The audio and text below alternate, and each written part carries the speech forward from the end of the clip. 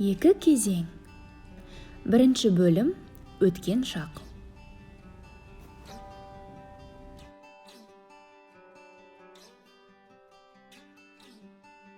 Қыстың ең суық күндерінің бірі еді. Бірақ екі беті қып-қызыл болып, қолындағы шыршасын әдемілеген Аяна алда келе жатқан ұжымдық жанажалға дайындалып жүр. Арасында телефонына қарап, жұмысын да жасап, әркіммен сөйлесіп, көңілі мен күлкісі үйлесіп, айналаға нұр шашып жүр. Жұмыс барысымен телефонмен сөйлесіп болып, экранда пайда болған хабарландыруға көзі түсті. Ол жерден жас ананың 7 баланы жалғыз өзі асырауға мұршасы келмей, көмекке зәру екенін оқыды. Іштегі аяныш сезімін жасыра алмай, тездетіп көрсетілген нөмерді жазып алды.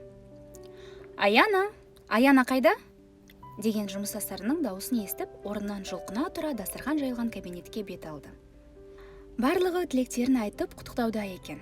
Ауыл болса оқыған хабарландыруға алаңдап, ойы екі жақта.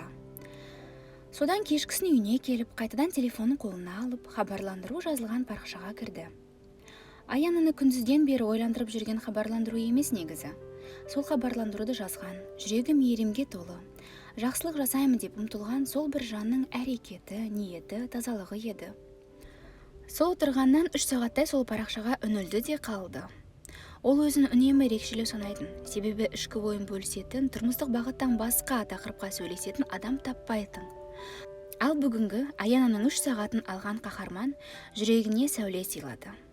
Күлімсіреп қойып, ол үйдің ішінде әндетіп, ерекше сезімде.